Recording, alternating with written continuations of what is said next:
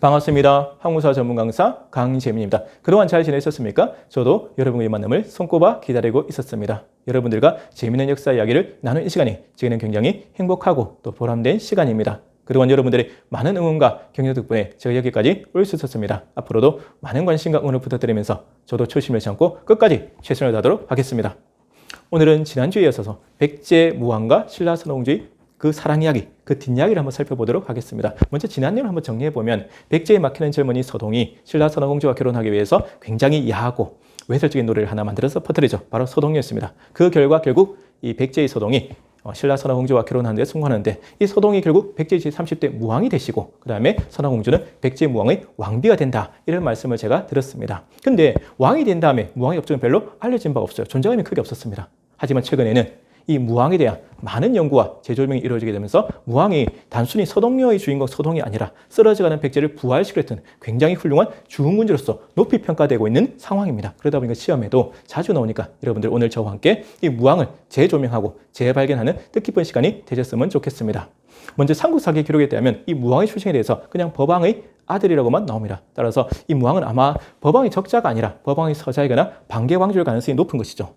제가 전에도 말씀드렸다시피 왕의 핏줄은 타고났으나 왕이 되기는 한계가 있었던 그런 불황 왕조로 추정되는 것이죠. 따라서 무왕은 왕이 되기 위해서 치밀하고 원대한 계획을 세우게 됩니다. 먼저 이웃나라 신라 선홍공주를 꼬셔서 결혼을 한 다음에 신라 왕실을 배경으로 해서 백제 왕권에 도전하게 된 것이죠. 그 결과 수많은 경쟁자들을 제끼고 결국 이 무왕은 백제의 제30대 무왕으로 즉위하는 데 성공합니다. 그러면 이 무왕의 업적은 뭐가 있을까? 저는 크게 개인적으로 세 가지를 한번 정리해 볼 수 있다고 봅니다. 첫째는 뭐냐면 왕권을 강화시키고 정치적 안정을 가져왔다는 것이죠.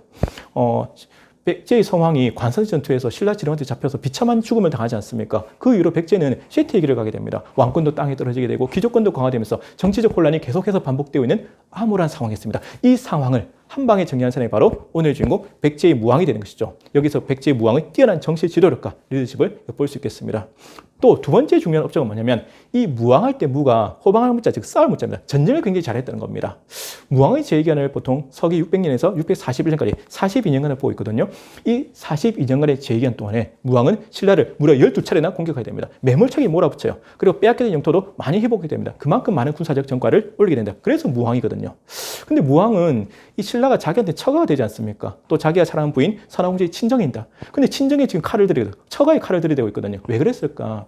솔직히 개인적인 감정이 계속 연연할 수 없죠. 이제 무왕은 이제 백제의 왕이지 않습니까? 관선지 전투에서 서왕이 비참한 치욕을 맞은 이후로 백제 왕들의 꿈은 하나예요. 바로 서왕에 대한 복수, 신라에 대한 복수입니다. 왕이 되기 위해서는 신라 왕실의 도움이 필요했고 선화공주의 도움이 필요했지만 이제는 그렇게만 살 수는 없잖아요. 백제 왕으로서 자기의 존재감을 드러내야 됩니다. 그래서 신라를 매몰차게 공격했고 신라를 완전히 궁지에 몰아넣었고 그리고 많은 영토를 확보해야 됩니다. 여기서 우리는 한 가지 고정관념을 저는 깰 필요가 있다고 봅니다. 우리가 가지고 있는 고정관념이 뭐냐면 우리 삼국의 발전 과정 전성기를 배울 때 외우는 공식이 있죠. 4, 5, 6입니다. 4세기 백제 근초왕, 5세기 고구려 광개토 태왕 장수왕, 6세기 신라 진흥왕이거든요. 즉 관선전 전투 이후로 백제는 쇠퇴의 길로 멸망의 길로 가게 되고 오히려 신라는 승승장구하게 되면서 삼국 통일의 주도권을 가져왔다. 우리가 흔히 믿고 있고 또 배우는 정설인데 이것은 조금 문제가 있습니다. 왜냐하면 비록 관산전 전투 이후로 백제가 쇠퇴의 길을 간 건 맞아요. 그리고 신라는 승승장구한 건 맞지만 이 시점, 지금 이 시점 무왕과 그 아들 의자왕 때 와서는 백제가 다시 역전하게 됩니다. 백제가 다시 주도권을 잡고 신라를 매몰차게 몰아붙입니다. 신라가 오히려 수세에 몰리게 되거든요. 따라서 그 공식은 조금은 맞지가 않습니다. 그래서 우리가 가지고 있는 역사적 잘못된 상식을 한번 깰 필요가 있다는 말씀을 드립니다. 자, 그리고 무왕은 외력 수완도 굉장히 뛰어났던 것 같아요. 굉장히 영민하고 냉정한 또는 중립 외교를 잘했던 분이거든요. 예를 들어서 수양제가 고구려 원정에 나서지 않습니까? 그때 백제도 출병을 해요. 출병했는데 실제 전투는 가담하지 않고 관망만 하고 있었습니다. 그러다가 수양제가 패배하니까 그냥 군사를 돌려서 오게 되거든요. 물론 수양제로부터 굉장히 많은 욕을 먹었지만 국력 손실을 막았다는 그런 또 효과는 그럴 수 있다. 이러한 점에서 이 무왕이 굉장히 영민하고 똑똑했던 사람이라는 걸 다시 한번 우리가 증명할 수 있는 것이죠. 하지만 무왕의 가장 중요한 점은 뭐냐? 지금부터 제가 말씀드릴 바로 익산천도입니다. 여러분들 익산천도를 많이 들어보셨을 겁니다.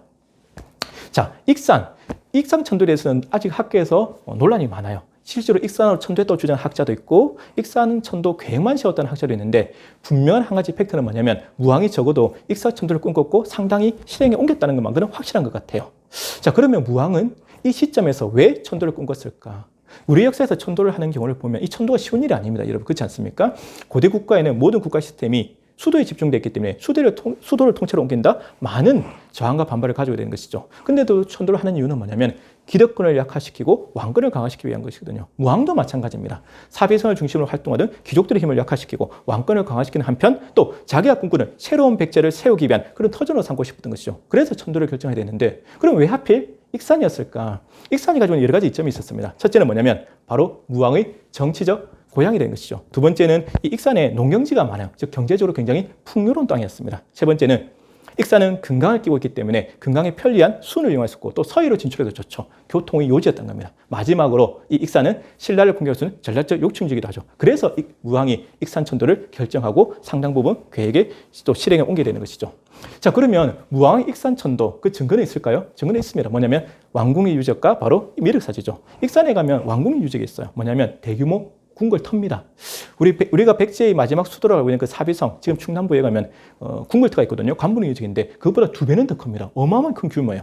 그리고 또 하나가 뭐냐면 지금도 발굴 중이죠. 그리고 미륵사지입니다. 미륵사지 여러분 많이 들어보셨죠? 솔직히 익산하면 미륵사가 제일 먼저 떠오르지 않습니까? 이 미륵사지 규모가 얼마나 크냐면 신라의 수도 경주에 있는 황룡사보다도 더 컸습니다. 동아시아 최대의 사찰로 지금 추정되어 있거든요. 이것만 보더라도 무왕이 익산천도를 결정했다는 거, 또 그 계획을 꿈꿨다는 것은 확실한 것 같아요. 자, 이 미륵사와 관련된 재미있는 창건설화가 있습니다. 바로 상유유세에 나오는 얘기인데요. 이 무왕이 부인인 선화공주와 함께 사자사로 행차하는 와중에 연못에서 미륵 3중불이 솟아납니다. 그러니까 경배를 드렸겠죠. 절을 드립니다. 절을 한 다음에 이 선화공주가 남편 무왕한테 부탁을 합니다. 미륵 3중불이 솟아나진 이 연못에 절을 세우는 것이 제 소원입니다. 이렇게 부탁을 드려요. 그러니까 무왕이 자기 부인의 간절한 소원을 안 들어줄 수 없잖아요. 그래서 그 연못을 메우고 절을 짓는데 그 절이 바로 뭐냐면 그 유명한 미륵사입니다. 자, 그런데 이 미륵사가 어마어마하게 큰 사찰인데 지금은 남아있지 않죠. 거의 터만 남아있습니다. 1400년의 시간이 지나면서 대부분 훼손됐고 서쪽에는 석탑, 미륵사지 석탑만 남아있죠. 바로 국보 제11호, 우리한테 굉장히 유명한 석탑입니다. 여러분들 아마 교과서나 사진으로 많이 접하셨을 건데요. 이 미륵사지 석탑은 역사적으로나 문화적으로 굉장히 중요합니다. 왜냐하면 우리나라에서 가장 오래된 석탑 중 하나로 추정되어 있고 또 목탑 형식의 석탑이에요. 즉 목탑에서 석탑으로 넘어가는 과도기적 형식, 양식을 보여주는 굉장히 중요한 석탑이거든요. 근데 1400년의 세월이 지나다 보니까 많이 훼손이 됐습니다. 그러다가 결정적으로 일제강점기 때 일본 놈들이 미륵사지 석탑을 보수한다는 명분으로 거기다가 시멘트를 더 바르는 바람에 더 훼손이 심해졌죠. 그래서 최근이었죠. 1999년에서 2019년까지 무려 20년 동안 500억 원의 거금을 들여서 문화재청에서 이 미륵사지 석탑에 대한 대대적인 해체보온공사를 하게 됩니다. 그러다가 2009년 1월 이 미륵사지 석탑 해체보온공사 와중에 매우 중요한 발견을 하게 됩니다. 바로 사리자원구가 1400년 만에 모습을 드러낸 것이죠. 우리 학계를 완전 뒤집었던 정말 무릉왕릉 발굴만큼 충격적이고 굉장히 큰 사건입니다. 자, 이 뒷이야기는 다음 주에 제가 다시 들려드리도록 하겠습니다. 오늘 얘기는 여기서 마치도록 할 텐데요. 여러분, 이 무왕에 대해서 어떤 생각이 드십니까? 무왕. 정말 지혜도 있고 식견도 있고 굉장히 자신은 똑똑한 왕이죠. 자기의 꿈과 야망을 위해서 수단과 방법을 가리지 않는 굉장히 유명한 왕이죠. 그렇지 않습니까? 또 쓰러져 가던 백제를 부활시켰던 굉장히 훌륭한 증후군입니다. 그렇게 긍정적으로 평가할 수 있는 반면에 나쁘게 보면 나쁜 남자죠. 자기의 정치적 꿈을 위해서 부인 선화공주를 꼬셔서 이용하고 또 신라 왕실을 또 이용했던 그런 나쁜 남자. 어떤 게 진짜 무왕의 진짜 모습일까? 사람마다 평가는 다를 것 같아요. 그래서 이 무왕도를 바라보면서 저도 개인적으로 여러 가지 생각이 들게 됩니다. 아무튼 오늘 얘기는 여기서 마치도록 하고 제가 항상 여러분께 드리는 말씀이 있죠. 여러분들의 응원과 격려가 제게는 가장 큰 힘이 된다는 사실입니다. 앞으로도 많이 시청해 주시고 또 구독해 주시고 알려주시길 부탁드리겠습니다. 저도 초심을 잡고 끝까지 최선을 다하도록 하겠습니다. 자, 무더운 여름이 끝나고 드디어 가을의 초입에 들어서고 있습니다. 여러분 정말 청명하고 시원한 가을이 오고 있죠. 여러분 어떠한 경우에도 희망과 용기를 잃지 마시고 저와 함께 끝까지 힘을 내시고 올바른 역사 열심히 배워서 생활 속에서 실천하시길 부탁드리겠습니다. 지금까지 항공사 전문 강사 강재민이었습니다. 감사합니다.